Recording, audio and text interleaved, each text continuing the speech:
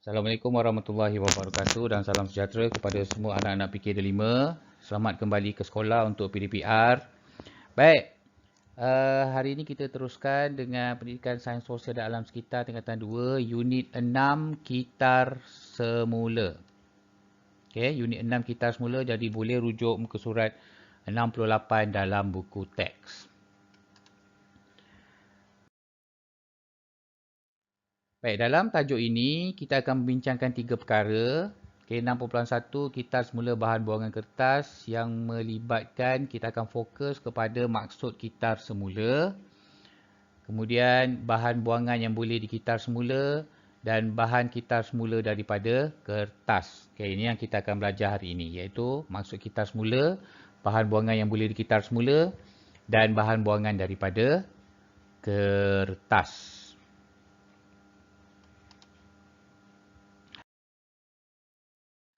Baik, definisi kitar semula. Okey, definisi. Maksud.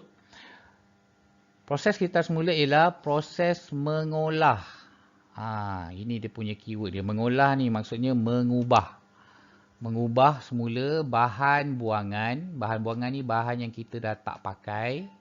Bahan buangan menjadi satu produk yang baru. Itu maksud kitar semula. Kita olah bahan buangan yang dibuang menjadi satu produk yang baru. Itu kitar semula. Okay, daripada bahan yang busuk, bahan yang buruk menjadi barang yang cantik. Itu kitar semula. Baik, apa dia bahan yang boleh dikitar semula? Ada beberapa jenis kategori yang bahan yang boleh dikitar semula. Yang pertama daripada kategori kertas. Okay, kertas tahu kan? Contoh-contoh bahan buangan daripada kertas seperti kotak, kotak susu, kotak bungkusan JNT, segala jenis kotak yang ada lah. Tu semua boleh dikitar semula. Kotak coklat, kotak kuning, kotak berwarna. Asalkan nama dia kotak. Jenis yang kedua contoh ialah seperti majalah dan buku. Ni majalah, buku yang dalam bentuk helaian. Asalkan dia asal daripada kertas, so ia boleh dikitar semula. Dan contoh yang ketiga ialah surat khabar. Surat khabar memang boleh dikitar semula, tapi sekarang surat khabar pun dah tak banyak diterbitkan, dah semakin nipis, jadi surat khabar ni pun susah kita nak jumpa. Sekarang yang paling banyak orang kitar semula adalah kotak. Kotak dan majalah buku lah. Buku pun orang dah kurang membeli lah. Sebab sekarang semua dah ada media sosial, semua dah pegang handphone, orang dah kurang pegang buku. Jadi, dua benda ni, majalah dan surat khabar, buku ni dah kurang dikitar semula, tapi ada.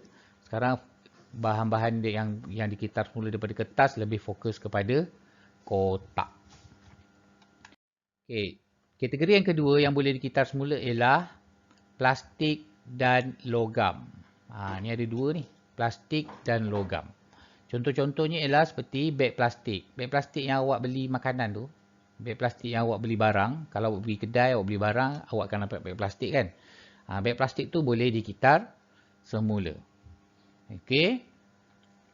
Yang kedua ialah botol plastik. Ni botol plastik ni biasalah awak dapat kalau awak beli minuman. Beli air mineral, beli air manis, beli air buah. Semua masuk dalam botol plastik. Botol plastik ni dia punya bagusnya, satu dia tahan tak pecah. Sebab tu kebanyakan sekarang minuman memang bungkus dengan botol plastik. Sebab dia tak pecah, dia mudah dijaga, dia tahan lasak dan dia cantik dan dia murah. Sebab tu banyak botol plastik sekarang dan botol plastik ni boleh dikitar semula. Contoh bahan logam pula adalah seperti tin minuman. Tin minuman yang awak beli tu, yang biasanya ada gas lah kat dalam dia. Tapi ada juga minuman yang tak ada gas. Jadi, tak kisahlah apa benda ada gas, tak ada gas. Yang penting tinnya tu, yang diperbuat daripada aluminium, kita boleh kitar semula. Ini contoh bahan kitar semula daripada plastik dan logam. Seterusnya, bahan kitar semula daripada kaca. Contohnya seperti cawan. Cawan kaca, botol kaca dan akuarium. Sebenarnya banyak lagi bahan-bahan yang daripada kaca, tapi ni contoh kita beri 3 sajalah. Jadi bahan-bahan yang boleh dikitar semula tadi saya dah cakap apa? Kertas, plastik dan aluminium dan kaca. Okey, kat mana kita nak kitar semula dia? Kita boleh kitar semula dengan memasukkannya ke dalam tong kitar semula. Okey, boleh masuk ke dalam tong kitar semula. Ada 3 jenis tong kitar semula. Yang pertama yang berwarna biru, yang kedua yang berwarna coklat, yang ketiga berwarna jingga. Yang berwarna biru ni khas untuk kertas. Okey, jadi kalau awak ada surat khabar, kotak-kotak semua masukkan dalam tong biru. Okey. Yang berwarna coklat khas untuk kaca. Segala jenis botol kaca, botol kicap, botol sos boleh masuk ke dalam tong coklat. Dan yang ketiga, tong jingga untuk plastik dan aluminium. Macam tadilah. Contoh-contohnya seperti beg plastik, tin minuman plastik, botol tin set. Okey. Itu yang daripada aluminium, dan plastik tu botol plastik, botol air mineral semua masuk dalam masuk dalam tong jingga. Okey, ini salah satu cara kita nak kitar semula. Sama ada kita masukkan dia dalam tong kitar semula ni, dan tong ni dia akan hantar ke kilang untuk dijadikan barang baru. Ataupun awak boleh kitar semula dengan buat sendiri barang baru sendiri. Contohnya macam botol kaca yang awak dapat tu, daripada awak buang dia, mungkin awak boleh jadikan dia pasu bunga ke, jadikan barang baru. Tak kisahlah apa benda pun, asalkan benda tu diguna semula, itu dah masuk dalam kategori kitar semula. Okey, kitar semula ni ada macam-macam cara, tapi yang paling biasa orang buat, masukkan dalam tong kitar semula lah. Okey. Baik, bahan buangan kertas pula. Boleh rujuk dalam buku teks muka surat 68. Okey, sebenarnya untuk tingkatan 2 ni kita akan fokus kepada bahan buangan daripada kertas. Okey, bahan buangan daripada kertas. Kertas ni buat daripada apa? Okey, sebenarnya kertas ni dihasilkan daripada pokok.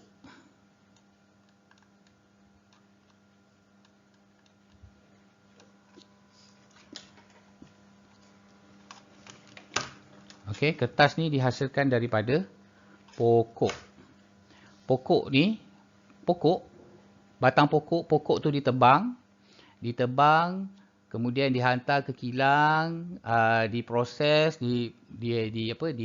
dihancurkan, dipenyek-penyekkan, dilepih-lepihkan daripada pulpa dia tu, dilenyek-lenyek, dilepih-lepih sampai dia jadi warna putih. Dah putih barulah digulung.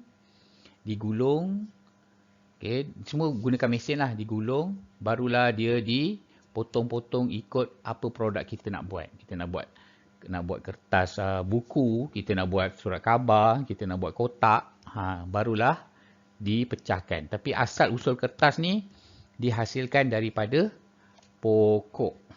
Jadi sebab tu kita kena kitar semula, sebab untuk hasilkan sehelai kertas tu kita kena potong pokok. Jadi semakin banyak kertas kita buat, semakin banyak pokok yang akan dipotong.